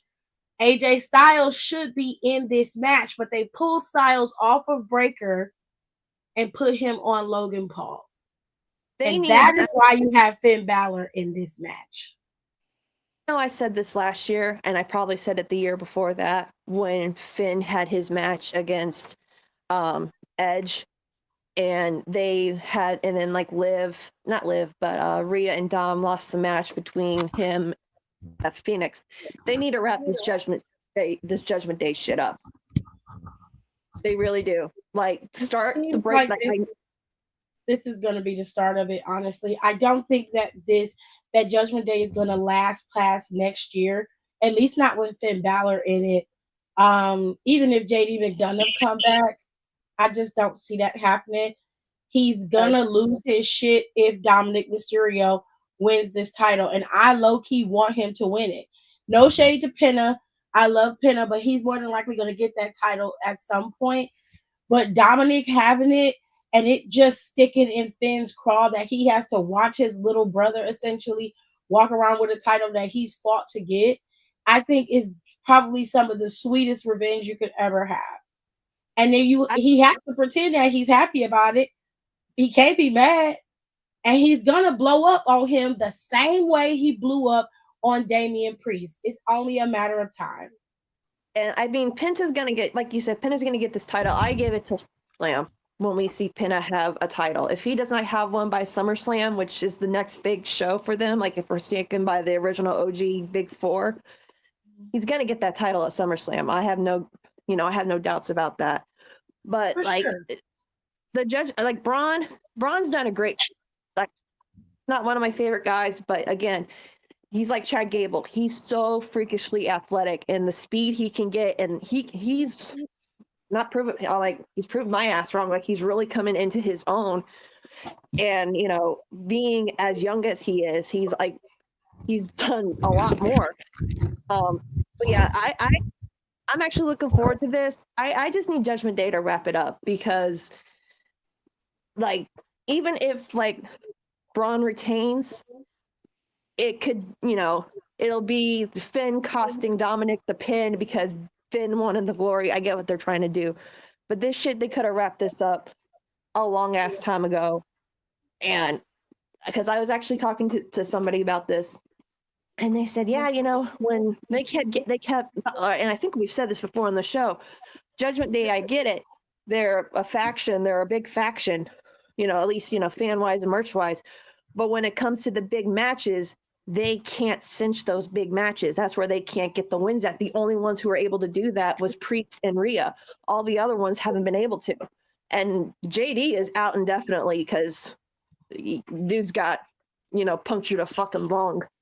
So No, he's working out again. Yeah, he's getting better. They said they didn't want to rush him back, but they said that he's doing okay. He's on schedule. that is a fucking scary ass injury to. I mean, like JD McDonough, but I wouldn't wish that on my fucking worst enemy, He man. wrestled through it because he was injured when he hit that table, and he wrestled through it. Couldn't have been me. And Michael Cole was really yelling for someone to figure out if he was okay. Yeah. Yeah. Like, he was for real yelling at them people in the back. Yeah. All right. Yeah. I think this is gonna be one of the sleeper matches of the night. I think this match is gonna be really, really good. I'm hoping that it lives up to the hype. Let's move on to its counterpart. LA Knight versus Jacob Fatu. I hope Jacob gets this one. I'm sorry. I love you, LA Knight. I do, but I want Jacob to be the champion. I just do. To quote Nicole, 2 queens, it's perfect. The thing is perfect about this match. Everything is perfect. Like I'm just so happy. Like, I know LA Knight has been in WrestleManias before, but like seeing him and Jacob and just knowing how hard these guys have worked to get to WWE and have the spot that they're in, and Jacob breaking away from the bloodline and doing his own thing. I'm so happy for both of them. I don't even care who wins in this match. I just want this to be a hell of a match that people will talk about for years to come. Nicole, what you think? 10 out of 10 already. Like, I'm ready. Let's get this shit over with. I love it. I want to see it. Can't wait. I'm actually being for real. I selfishly don't want it on Sunday so I can see it. I think it is going to be on night 1. I really do. All right. So we're moving into the final 4 matches of this card. Okay. Starting off with the women. Tiffany Stratton defending her title against the Queen, Charlotte Flair. I never thought I'd say this, but I feel so bad for Charlotte having to go into WrestleMania and dealing with the BS that people have been throwing at her ever since she came back, ever since she's won Rumble. Going through something like a divorce right now, and people are using that as fodder to trash her online and say some horrible, mean stuff to her. It drives me insane to the point that I hope you guys, whenever you meet your makers, that you are ready to be dealt the karma that you guys are going to be doing for how you have talked about somebody you don't even know in real life. Now, I've said this. I have said some really bad shit about Charlotte Flair in the past, and I'm woman enough that I would say it to her face, but I'm also woman enough to be like, look, you're going through some heavy shit right now, and you don't deserve the crap that you're getting from these people who can't even fucking lift weights, much less do what you do. So go out there and be the queen that we all know you are and bring in a hell of a match. Because no matter what the outcome of this match is going to be, people are going to be upset about it. Pure and simple. As long as Tiffany Stratton wins, the majority will be happy. Me personally, I don't think she should win. It has nothing to do with the promo she cut. That just added fuel to the fire. The reality is Tiffany Stratton is not ready to be champion yet, at least in my opinion, and they really got her up there very, very quickly. She really didn't have no title defenses. She didn't have no feuds with nobody. Like if Nia, I would rather it would have been Nia Jax, and then Tiffany cash in on them at Mania. That would have made more sense to me. But they knew Charlotte was coming back, so they rushed Tiffany Stratton to be champ. And this is one of the reasons why I feel as though a lot of people are just jumping on Tiffany's bandwagon because they don't like Charlotte, which is fine. You're entitled to like who you like. I don't really care about that. I do care though when I want to see a match that's going to be worthwhile. And I have a sneaking suspicion that this match is not going to live up to the hype that everybody thinks. And I don't think it's going to be completely Charlotte's fault. I think it's going to be due to a lack of experience in this match. It's not going to be as great as it could be. You're not going to see what you saw between Rhea and Charlotte. Does that make sense? So don't expect anything going into this match. But I hope Charlotte wins. Honestly and truly, I really do. Tiffany needs to be humbled. This is the best way for her to get humbled. Anything else on this match, or we can move on? Oh God, no. We gotta go from this. That oh Jesus. Real classy Chicago. Yeah. The whole night, very classy people. Moving back to the next one, the women's match is a triple threat match between Rhea Ripley, Io Sky, and Bianca Belair. Who wants to go first? Oh my God. Okay, I'll go first. I don't see why this is a triple threat. I don't see. First off, I'm going to say this, that none of the women are deserving of the bull crap that's being thrown at any of them for this. Because you have people upset that Io took the title off of Rhea. People are upset that Rhea inserted herself in the match. People are upset that Bianca won Elimination Chamber and she's getting another go at WrestleMania. Like, this is why we can't have anything nice. I love this render, though. This is like really pretty. Like, I like this. I'm getting distracted because Rhea Ripley's like looking directly into my soul. I think it's gonna be a great match. I don't like the fact that it's a triple threat, but I don't work in WWE booking. So I mean my opinion is mute at this point.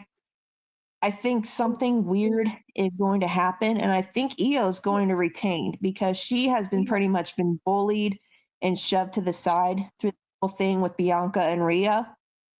And I think Io is going to pull the upset and still be champ. But this is going to start that feud that we have been wanting for so long between Bianca and Rhea.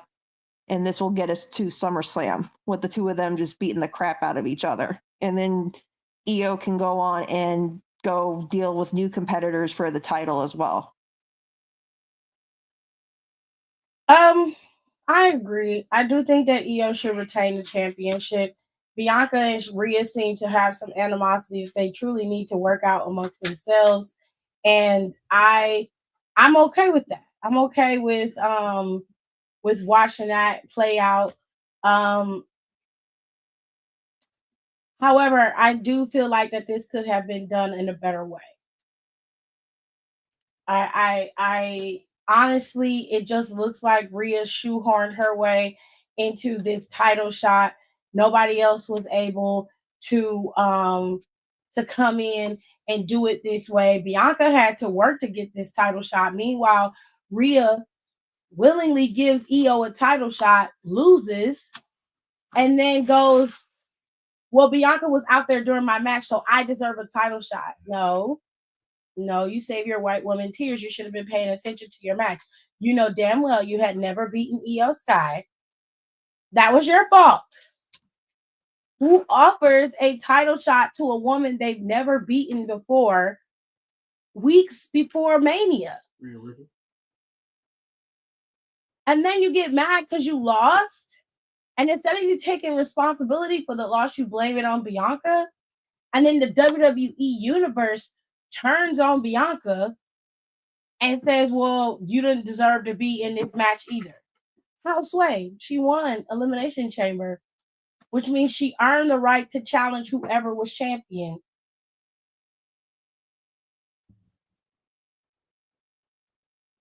That's not a hard This is just concept. Like I wonky. I don't get don't. it. Y'all gonna fuck around and that OG Bianca from motherfucking NXT gonna pop up and then bitches gonna be getting their asses whooped. And I ain't gonna say nothing either. Just like I don't say nothing about Naomi, I ain't gonna say nothing about Bianca. I'm like, whatever she doing, y'all deserve it. Whatever it is, y'all have earned that ass whooping. You understand? Don't ask me nothing. I don't know shit. I don't know that. But I do think that Io is gonna win this championship. She's gonna keep it. They're probably gonna move on to having Bianca and Rhea fight it out at Backlash. Possibly have Io fight against somebody else. It's a good way to keep the feud, the women's division, firing on all cylinders and breaking it apart like that. It's a smart thing to do. So I'm with it. Nicole, you got the last word if you're able to have the last word. You got it.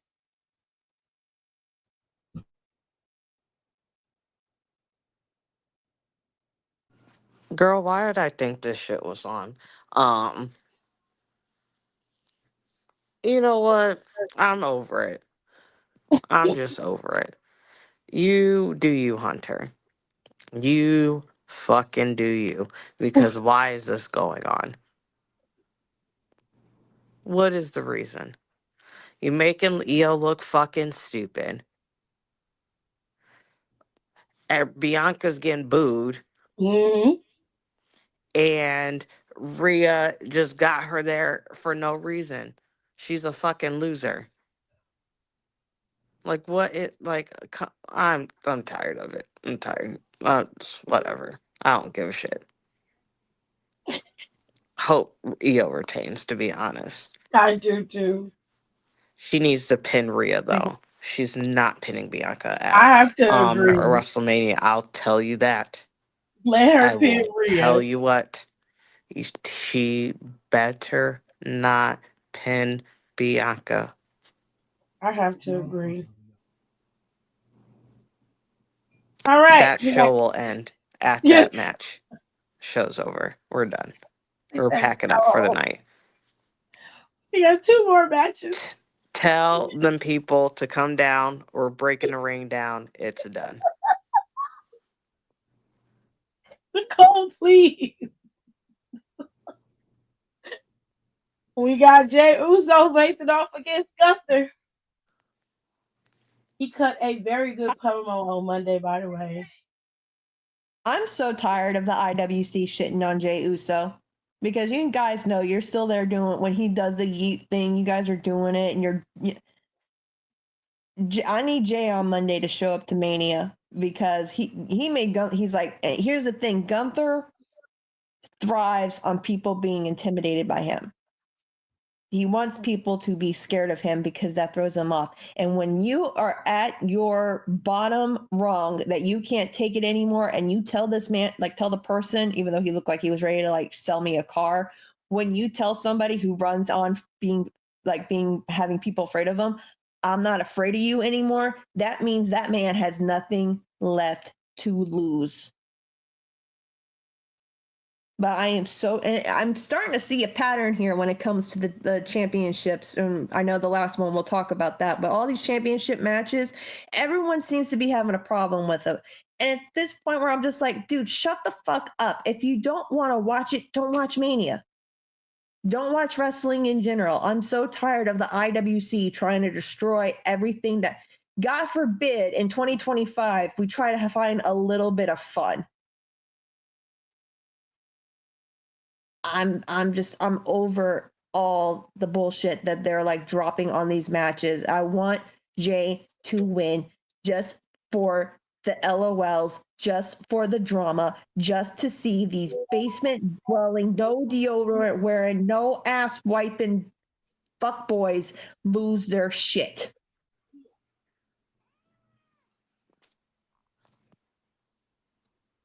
Well, I'm I tired. believe he is winning. I think that Jey Uso is gonna Yeah, I win. think he's winning He's gonna for win, and sure.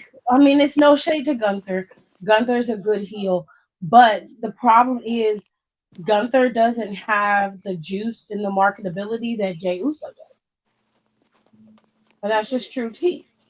And if that were the case, then we would have seen Gunther at January 6th when they had the Netflix launch. He would have been there. He was champion then. He was there, but he was not a part of the show in any way, shape, or form. So, But Jay was there. yes, he was. Jay got one of the biggest standing ovations of the whole freaking night. Took over the whole show. They was geeking for like 10 minutes. His music kept looping. They had to play it again. You know what I'm saying? So I'm all for it. It's gonna happen. Gunther is gonna put Jey Uso over, which is what he's supposed to do. Gunther will be fine. His ass will probably go over to SmackDown and start terrorizing Cody because he mad that Cody beat him over there in Saudi. A good show, or that would be good. That's what I would do. I would go terrorize Cody after this, but whatever. you know. But I think Jey Uso's winning. We Corey, all shut believe up. that Jay's gonna win. And we got the last match. Cody is facing off against John Cena. Now there's a Why, receipt. Oh, John Cena got laid out by Cody Shut Rhodes up. the last time we saw him. why did these pictures look AI? Like they Because were they AI. have been heavily edited. That's why. They Very smoothed disturbing. out Cody's face just a little bit too much. All I have to say about this is Why did this. they always do that to him? I don't know, but Cody's face always gets smoothed out more than anybody else's. Like, is that in Sad. his contract? Like, what is going on? I have no idea. It's like a It has to sad. be because it's only him. What he looks like. It don't happen Is to nobody else. What Liv is the color Morgan's be grading you smoothed got in out too here? much too sometimes. Who? Sometimes Liv's be overly smoothed out too. I don't know what it is, but sometimes they use that face tune just a little bit too much on her. Cody looks like he's a sad anime boy protagonist in this picture, and it's really like irking me a little bit, like not in a good way. I'm gonna sit back and let this match happen. I'm not gonna say anything. No, fuck it, I'll say it because I like pissing people off tonight. Everybody wants Johnny Boy to beat Cody and become what, 17-time world champion or something like that. But we all know it's gonna happen. He's got him, and if that happens, him and Dwayne are gonna have a match. And I'm telling y'all right now, one writing for Cena to take this title, I give it less than 3 hours after WrestleMania when y'all start shitting on John Cena, just like you always have been. I don't think The Rock is wrestling at all, actually. I do I'm just think saying, that Johnson is going to beat him, though. I do think Johnson is going to win. Oh yeah, John and Cena's gonna win for sure. and then do what? And then what? Hold that title hostage? Cody will get it back. Not.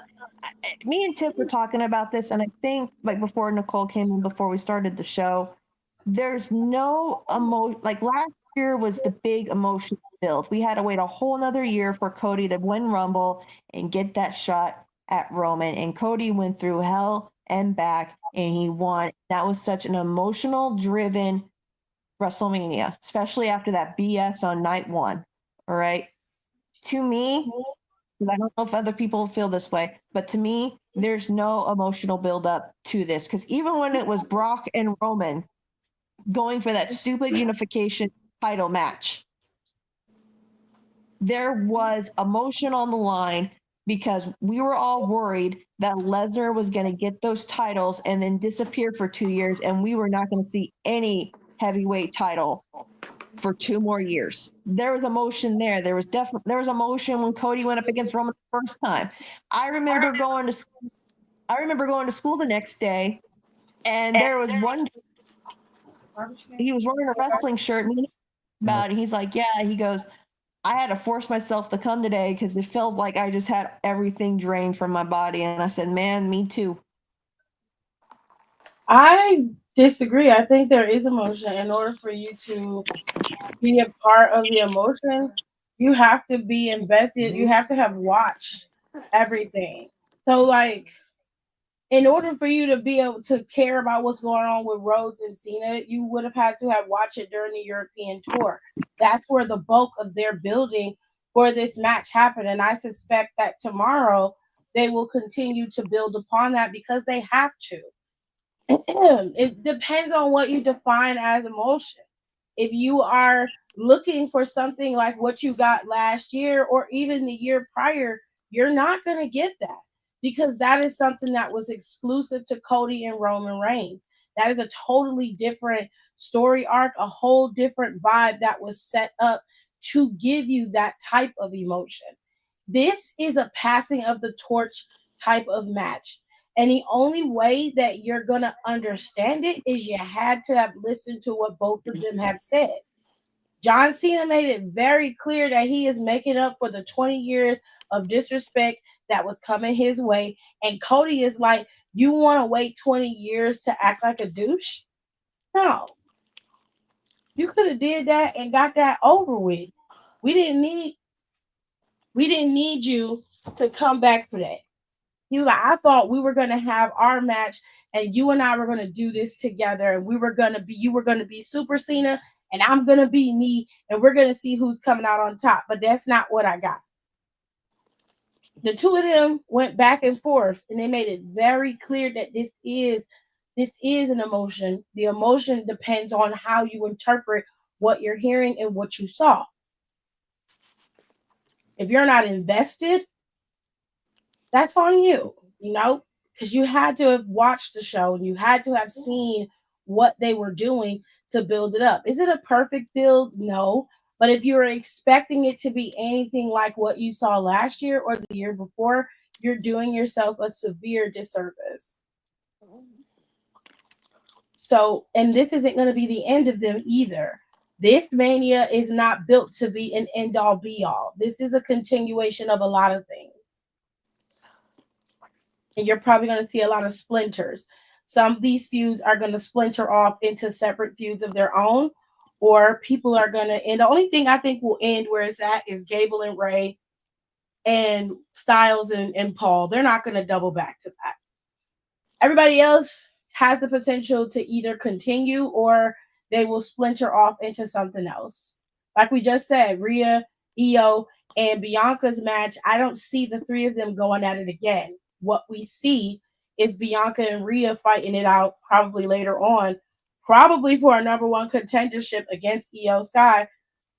While Io Sky still is champion, riding off into the sunset, and everybody's just like, okay. You're going to see that same splinter off when it comes to the Intercontinental Championship. The boys are going to splinter off. You're probably going to have Braun Breaker face off against one of them again, and the other ones are going to end up fighting each other. Or if Dominic Mysterio wins, he more than likely will be champ, and you'll have Finn Balor, who's all in his feelings. Penta still has a beef with Braun Breaker. All of these things still have loose ends once this show is over and done with. So, and even with John Cena being champion, John Cena is not going anywhere. He has 9 months now left on his tour. He isn't going anywhere. So while, if he wins, he'll be champion. That doesn't mean he's just going to ride off into the sunset and be gone. He just simply cannot do that. He says that's what he wants to do. He says he wants to just take the title from everybody and be the last real champion of WWE, but he just isn't going to be able to do that. He's contractually obligated to defend that championship. He has to, which means at Backlash, if he gets it, it's going to be Cody versus John Cena once again.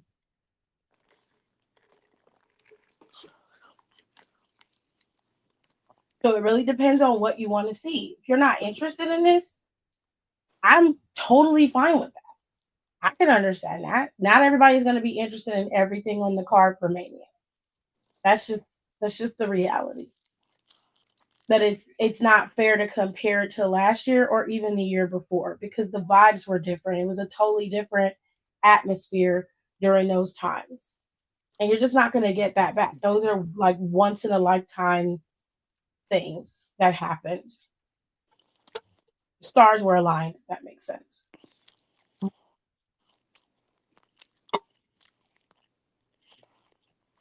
What I really need done is um he got smacked the shit out of Travis Scott. I need to see that. I need to see that. I need to see where he gets the same injury he gave fucking Cody. I hope so. Because he do owe Travis a receipt. So I hope so. But those are all the matches for Mania as of right now. There are some more matches that will be added probably by tomorrow and by Monday. But for now, that is what we have. So what do y'all think of the overall card of WrestleMania? I think there's going to be a lot of sleeper matches if this is like the official card. I mean, that's a lot of matches just on its own. I think there'll be a lot of good sleeper matches, maybe that we're not expecting, because Mania does have the habit nowadays of pulling at least two of those out and like shocking all of us. We're like, oh wow, that was actually really good. I do think there'll be a couple of snoozers, like bathroom breaks, beer breaks, what have you. The best thing that I'm gonna do is with any paper like PLE that I don't really have high expectations of. I'm just gonna go in there and try to enjoy it and not try to get so wrapped up in it where I'll just get so I can sit back at the end of the night and be like, okay. So this is what's gonna happen. Cool. And then come Monday I'll deal with it. Yep. Yep, honestly. Same. Well, that's it. That's all. Listen, Mania is next week. It's next week. Stand and Deliver starts at 1 p.m. on Saturday. 1 p.m. in the afternoon. Some people forget. So I'm just reminding you. It starts at 1 p.m. I believe Mania starts at 6 this year. 6 or 7. So gonna have a pre-show that's probably like 2 hours of them talking about the show. It's gonna be a lot going on. But I think a good rule of thumb when it comes to this particular Mania is to go in there with no expectations. Don't have any preconceived notions. Just watch it like it's your first time seeing it. And I promise you, you'll have a better time enjoying the show. That's how I watch it every time. I enjoy it. Good escapism. So make sure that you guys rate, comment, and subscribe. Make sure you follow us on our socials. Everything is always scrolling at the bottom, but you can follow us on our Twitter at Down for the Count 19. And you can find us over on Instagram at D4TC_podcast. Make sure you guys follow us and you will be able to get all the updates when we post stuff. They usually post over on Twitter a little bit more often than they do on Instagram. So you can interact and engage with us more on Twitter. Okay? And we will see you guys after Mania. We'll see you after Mania. I'm not recording for Mania next week. Tell you right now, all calls are going to go to voicemail. I am going to be on watching TV. And so my people going to be at Mania. They're going to be enjoying themselves. Like, we're not answering no questions next week. It's all about watching Mania. All right? So, like I said, rate, comment, and subscribe. And we'll see you guys in another week. We're going to take a break. So, week after next. We'll see you guys next time. Bye. Bye.